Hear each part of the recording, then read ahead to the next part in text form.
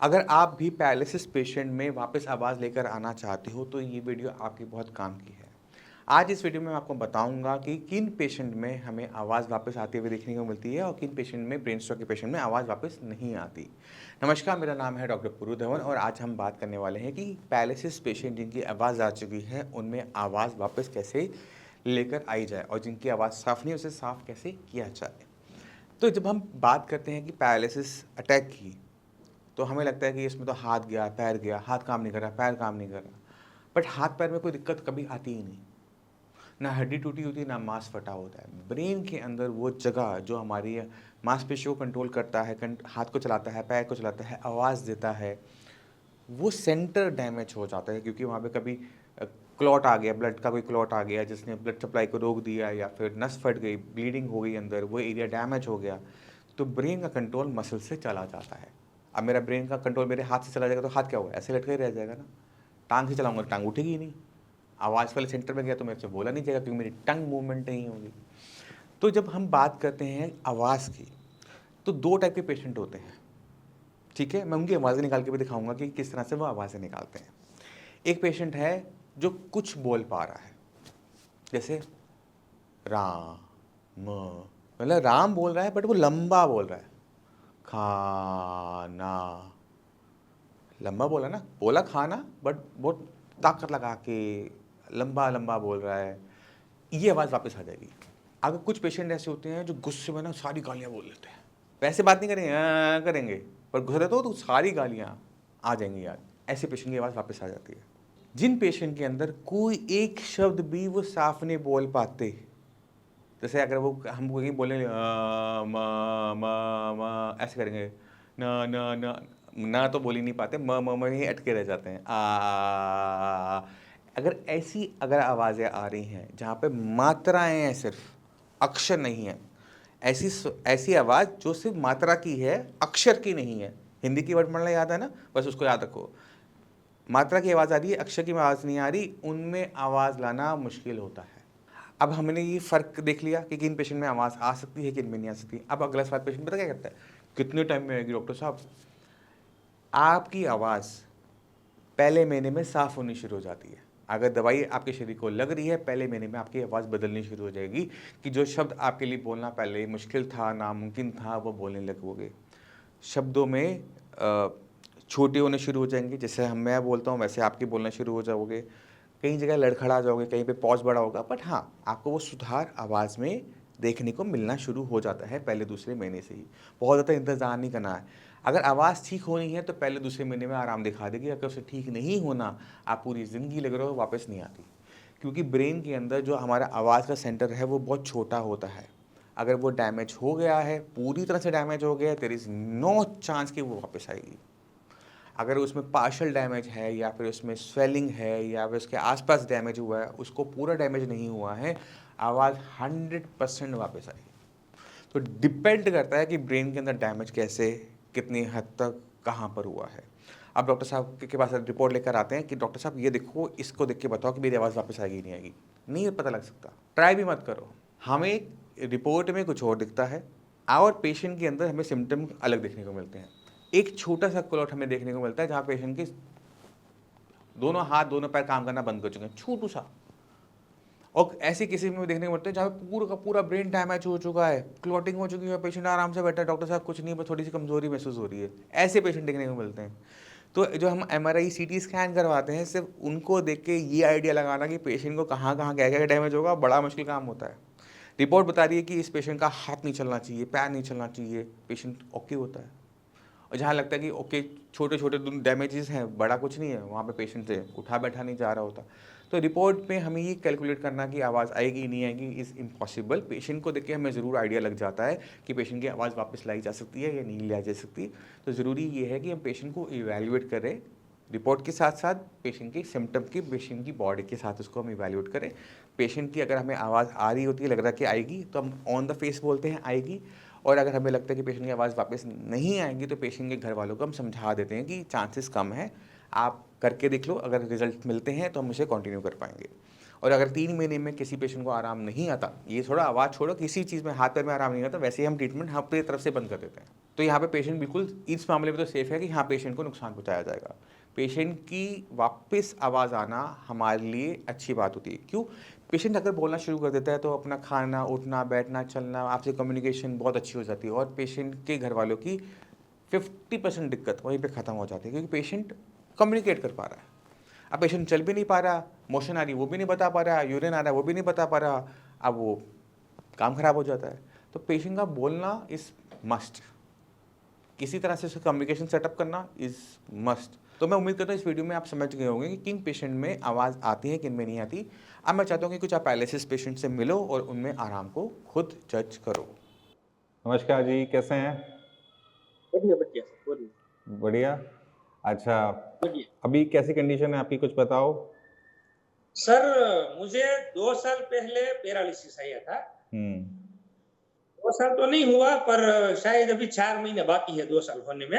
हम्म और एक पैर में सुन्नपन आ गया था, काम नहीं कर रहा था, और गुजरात की एक अस्पताल में मैंने दवाइयाँ ली। हम्म और दवाइयाँ लेने के बाद चलना फिरना उठना बैठना सब सही हो गया था। ये हाथ में पूरी स्टिफनेस रहती थी, कलाई में अच्छा और एल्बो में और शोल्डर पर। अच्छा और ये जो दायां पैर है वो थोड़ा सा मुड़ा हुआ पड़ चलने में लगता था।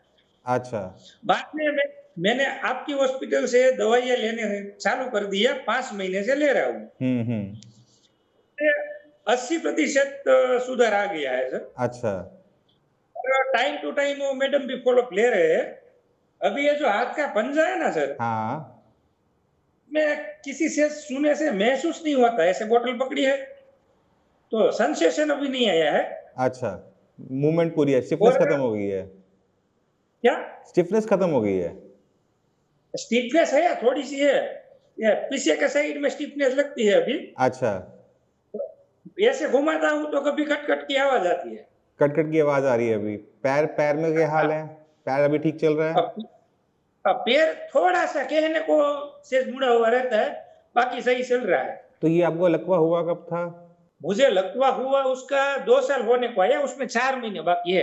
अच्छा, 2 साल होने वाले, उसमें 4 महीने, तकरीबन आप मान के चलो कि तकरीबन 1.5 से 1 साल हो गया है नहीं ना? नहीं, 2.5 साल नहीं हुआ, डेढ़ डेढ़ डेढ़ 1.5 साल के ऊपर 2 महीने। हाँ ठीक है।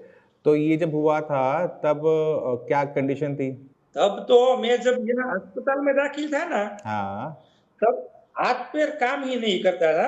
अच्छा फिर हमारे नजदीकी फिजियोथेरेपी सेंटर में मैं गया हम्म और थोड़ी बहुत एक्सरसाइज करनी शुरू कर दी, अच्छा तो चलना फिरना हो गया था। हम्म हाथ बहुत सा भारी लग रहा था, अच्छा दाहिना हाथ है ना, बरोबर। बाद में मैं आपकी वीडियो डेली देखता था, अच्छा तो मैंने डायरेक्ट इंटरनेट की मदद से कॉल किया, वहां से दवाइयाँ मंगवाई। अभी मेरा हाँ 5वां महीना चल रहा है, दवाई अभी शुरू ही है ये। अच्छा पर सर पहले 1 महीने ऐसा लगा कुछ चेंजेस ही नहीं है। हाँ उसके बाद अचानक से सब हल्का महसूस होने लगा, स्टिफनेस चली गई, काफी हद तक राहत हो गई। अब आगे मुझे क्या करना है वो आप बताओ। तो काम क्या करते हो पहले ये बताओ। काम मेरा तो ट्रांसपोर्टिंग का काम है सर, वैसा कोई हार्ड वर्क नहीं करता हूँ। अच्छा, मतलब ट्रांसपोर्ट की एजेंसी है या फिर गाड़ी चलाते हो? हाँ, ये ऑफिस वाला काम है। ऑफिस वाला काम है, ठीक है। तो अभी तो आप फिजियोथेरेपी करवा रहे हो, बंद है? नहीं, मैं अपने आप से करता हूँ। आप थोड़ी सी ना फिजियोथेरेपी करवा लो। उसमें सर कहाँ करवानी पड़ेगी, फिर सेंटर जाना पड़ेगा? तो अपने घर के आसपास कोई ना कोई सेंटर होगा हमारे, हाँ हाँ तो वहाँ पे ज्वाइन कर लो कुछ टाइम के लिए, ठीक है। और अपने हाथ में पावर लाने के लिए ना, तो थोड़े से अपने काम जो होते हैं, अपने जो काम होते हैं, जैसे कपड़े धोना, कपड़े प्रेस करना, अपने जो काम होते हैं कम से कम उनको स्टार्ट कर दो, नहीं सर, क्योंकि आपके काफी हाथ हद तक की। सुधार है, हाँ जी मुझे काफी हद तक सुधार है। हाँ हाँ अभी पहले तो चलने में थकन महसूस होती थी, अब वो भी नहीं हो रहा है। किसी चीज पकड़नी हो ना तो बैलेंसिंग भी आने लगा है। वैसे ये बोतल पड़ी है, हाँ हाँ ऐसे उठानी होती थी तो बैलेंस नहीं रहता था, वैसे यूं यूं होता था। अच्छा, कंट्रोल नहीं अब था। ग्रिपिंग भी आने लगा है। अब कंट्रोल आ गया ना, पहले कंट्रोल नहीं था, मसल्स पे कंट्रोल नहीं था, कंट्रोल पूरा आ गया, स्टिफनेस वाला पार्ट थोड़ा सा रह गया। तो अभी 4-5 महीने हुए, 5वां महीना भी शुरू हुआ है, अगर आने वाले 2-3 महीने में ये जो बच्चे को जो स्टिफनेस है, जो सेंसेशन नहीं है ना, वो निकल जाएगी, उसकी टेंशन आपको लेने की जरूरत नहीं है। खाने में खट्टा तो नहीं खा रहे? खट्टा तो खा रहा हूँ सर तो कभी। ऐसा क्यों कर रहे हो? खट्टा बंद वो तो करो। नहीं पता था सर, चलो बंद कर दूंगा। खट्टा मत खाओ, और इसकी अब सिकाई करना। कहाँ रहते हो? मैं गुजरात से बोल रहा हूँ सर, तो गुजरात अमरेली में जिला भी में। ठंड तो पड़ती नहीं है, दिल्ली में ठंड हाँ, पड़ती है, ये वैसे सर, गुजरात में ठंड तो पड़ती नहीं है। हम्म, तो फैन भी चल रहा है, मैं देख रहा हूँ ऊपर फैन भी चल रहा है आपका, मौसम वहाँ पे ठीक है, यहाँ तो ठंडा हो गया काफी। तो आप एक का काम कीजिएगा, इसकी थोड़ी सी सिकाई कीजिएगा। सिकाई करने से मांसपेशी थोड़ी ढीली हो जाएंगी, थोड़ा सा आराम मिल जाएगा। आपको एक तेल भी दे रखा होगा न्यूरोएम कर कर, है ना? हाँ, तो पहले आप एक्सरसाइज करेंगे, फिर मालिश करेंगे, फिर सिकाई करेंगे, ठीक है? अगर 80% आराम हमें 5 महीने में आ गए हैं, तो आने वाले 1-2 महीने के अंदर जो बचा कुचा हमारा 20% है वो भी निकल जाएगा, तो उसको लेने की टेंशन नहीं है। बस आपने ध्यान के रखना कि खट्टा नहीं खाना है। दाल जितनी मर्जी खाओ, रोटी जितनी मर्जी खाओ, चावल जितने खाने उतने खाओ। ये जॉइंट आता है ना, हाँ हाँ, हल्का सा भारीपन लगता है, हल्का सा। पहले ज्यादा लगता था, अब हल्का सा लगता है। हाँ, वो पूरा क्लियर हो जाएगा। इसलिए तो मैं आपको कह रहा हूँ कि आप अपने आसपास, घर के आसपास कोई फिजियोथेरेपी सेंटर हो ना, वहाँ पे जाना शुरू कर दो, उससे आपको हेल्प मिल जाएगी।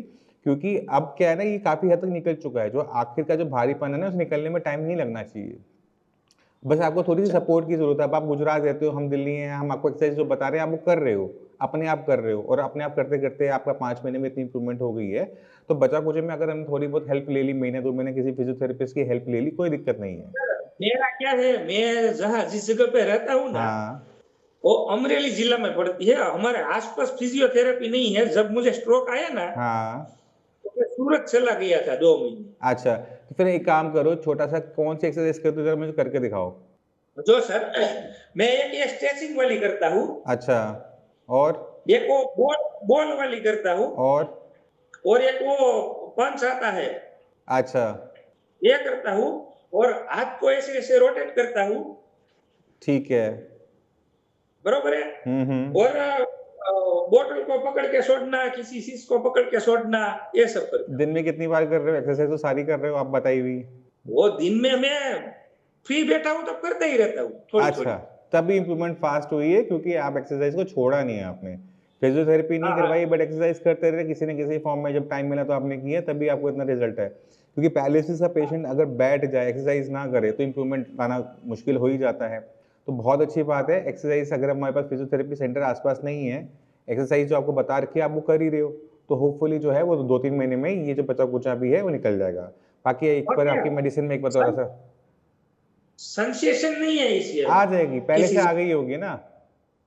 हाँ, ये पहले थोड़ी से थोड़ी आ रही है। पहले हाँ, थोड़ी सी आनी शुरू हो गई ना, वो आ जाएगी, पूरी सेंसेशन वापस आ जाएगी।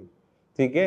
आप बस जो मैंने आपको कहा ना कि अपने काम जो होते हैं, घर के जो अपने काम होते हैं, उनको जितना आप सर, पहले पहले मैं कुछ नहीं कर पाता था इस हाथ से। हाँ, अभी डोर खोलना, पानी का नल शुरू करना, वो दवाई की बोतल खोलना है, सब इस हाथ से करता हूँ। अब वही तो बता रहा हूँ, इसको फास्ट करने का तरीका। इम्प्रूवमेंट तो आप में हो ही रही है। अगर हमने थोड़ी सी स्पीड पकड़नी है, तो मेडिसिन को हम नहीं बढ़ा सकते, बट हम एक्सरसाइज के हिस्से को बढ़ा सकते हैं। तो जाने अनजाने में जो काम हमारे घर वाले हमारे लिए करते हैं, अगर वो काम हम अपने खुद करने लग जाएं, तो उसमें कोई शर्म भी नहीं होती है। ठीक है। बट उससे क्या होता है कि आपका पूरे दिन में जो आपकी एक्सरसाइज है, वो नंबर ऑफ एक्सरसाइज बढ़ जाएंगी, और आपको वो एक्सरसाइज की तरह महसूस भी नहीं होगा। पर सर, सारा काम मैं ही करता हूँ अपने आप से ही। अच्छा, हाँ, और मेरे एक्सरसाइज की जरूरत है। कोई दूसरी एक्सरसाइज आती हो तो आप बता सकते हो। और नहाना, कपड़े चेंज करना वगैरह, उसमें कोई दिक्कत नहीं है मुझे। सारी एक्सरसाइज तो आप कर रहे हो, शोल्डर की कर रहे हो, स्ट्रेचिंग सारी कर रहे हो, फिंगर्स की कर रहे हो, रिस्ट की कर रहे हो। तो जो एक्सरसाइज कर रहे हो उसमें जो कोई कमी नहीं है आपकी, क्योंकि आप पूरा टाइम भी उसको दे रहे हो। ठीक हाँ, है। हाँ। तो उसमें हमें कोई नई एक्सरसाइज को ऐड करने की जरूरत नहीं है। आप बस जैसे हमारी शोल्डर मूवमेंट के लिए हम शोल्डर व्हील बोलते हैं, वो आप ऑलरेडी आप मूवमेंट कर ही रहे हो, और अच्छा मूवमेंट हो भी रही है कि उसमें किसी टाइप की असिस्टेंस की भी जरूरत नहीं है। तो अच्छा है, वो बहुत अच्छा चल रहा है। जो आप एक्सरसाइज कर रहे हो सब करते रहोगे। दूसरा क्या है सर, दूसरा क्या है, ये हाथ तो पूरा ऐसे ही, कुछ दिक्कत नहीं है। पर ये उंगलियां होती है ना जो, हाँ, और इस तरह पूरी नहीं खुल पाती है, खिंचाव रहता है। दिखाओ जरा, ऐसे दिखाओ ऐसे नहीं, मुझे दिख ही नहीं रहा ऐसे ना, मुझे दिखाओ सामने। हाँ ऐसे नहीं, ऐसे करनी हो ना हाँ। तो पूरी सीधी पीछे नहीं जाती है, थोड़ी सी आगे रहती है। आगे मतलब थोड़ा सा पूरा पीछे तक नहीं जाती, वो पीछे वाली की तरफ आप कह रहे स्टिफनेस है, इस वजह से नहीं जा रही है वो, ठीक है, क्योंकि क्या? पीछे हाथ की जो पीछे की मांसपेशियों में स्टिफनेस है, इस वजह से वो पीछे की तरफ पूरी नहीं जा रही है। जैसे वो स्टिफनेस खत्म होगी, वो पूरा का पूरी मूवमेंट आपकी वापस आ जाएगी, ठीक है। आप बस इसकी जो थोड़ी बहुत सिकाई और मालिश वाला काम जो है वो कर लेना अच्छे तरीके से, और खट्टा बंद कर देना। पट्टा बंद दवाई के साथ बस एक परहेज है खट्टे का, ठंडा वंडा भी हम कुछ दे देते हैं, बस खट्टा नहीं देते, तो उस पर आप ध्यान रखिएगा, ठीक है। बाकी खाने पीने में अच्छे से खा रहे हैं, खाना दिन में 3 बार खा रहे हैं। हाँ, और नींद भी अच्छे से आ रही है, खाने पीने में और कोई दिक्कत नहीं है सर, काफी हद तक सुधार आ गया है। हाँ अभी तो क्या है कि ये ग्रिपिंग लाने के लिए अब मुझे महसूस ही नहीं हो रहा है कि मुझे स्ट्रोक आया था। अच्छा है ना, ऊपर वाली की कृपा रही है। अब ध्यान रखना, अपनी मेडिसिन आप खा रहे हो, हाँ, मेडिसिन सर। एलोपैथिक वाली खा रहे हो, खून पतला करने वाली खा रहे हो, नहीं नहीं नहीं खा? नहीं नहीं नहीं, आपकी है कल शुरू है, बात है, खाओ उसको। वो भी शुरू रखो। और वो तो जिंदगी भर खानी है, मेरी दवाइयां बंद हो जाएंगी, वो बंद नहीं होगी। नहीं, वो तो मैं ले लूंगा, पर अभी तो आपकी शुरू है। अरे मेरी दवाई लकवे को ठीक करती है, एलोपैथिक हाँ, दवाई जो आप खा रहे थे वो आपको लकवा दोबारा होने से बचा के रखेगी। तो अपना जो पर्चा है ना एलोपैथिक वाला, वो भेज देना जो आपका बना हाँ, था, भेज ठीक है। अगर हाँ, उसमें कोई भी दवाई कम करनी वाली है तो हम करवा देंगे, वरना खून पतला करने वाली दवाई, बीपी की दवाई, कोलेस्ट्रॉल की दवाई आपने खानी है, हाँ सर, ठीक है जी। और कभी लगे चक्कर लगे इस साइड का, दिल्ली का, तो एक बार मिल के जाना। नहीं नहीं सर, 100% आऊंगा, मुझे काफी सुधार आ गया, अब मैं बाइक चला सकता हूँ, कार चला सकता हूँ। हाँ, तो बस प्रोग्राम ऐसा बनाओ है। फिर एक बार दिल्ली गुड़गांव आने का, मिलते फिर आऊंगा आपसे। आऊंगा सर, 100% आऊंगा। और चलता हूँ ना सर, तो ये हाँ हाथ थोड़ा सा यूं रहता है, स्टिफनेस की वजह से रहता हाँ, होगा। वो टाइट थोड़ा सा रहता है, वो ठीक हो जाएगा, रिलैक्स हो जाएगा, ठीक है। यही दिक्कत बस है। आप और खट्टा मत खाओ, खट्टा खाने से स्टिफनेस बढ़ती है, इसलिए आपको बार बार मैं बोल रहा हूँ कि खट्टा मत खाओ, नहीं बहुत, सर, ठीक है, 100% बंद ही क्योंकि कर अगर दूंगा। खट्टा नहीं खा रहे होते तो रिजल्ट और फास्ट हो जाते, और अब ये जो बचा कुचा है वो भी निकल जाता। नहीं नहीं सर, वो बंद कर दूंगा। चलो ठीक है, ध्यान रखो अपना, ठीक है। ओके चलिए, ओके, ओके जी, थैंक यू सर, ओके काफी ओके, रिजल्ट मिला है, और मैं टाइम टू टाइम आपकी दवाइयाँ लेता रहूँ। बढ़िया, अब कंटिन्यू रखना है उसको, ठीक है। ओके। चलिए, ओके जी, ध्यान रखिए।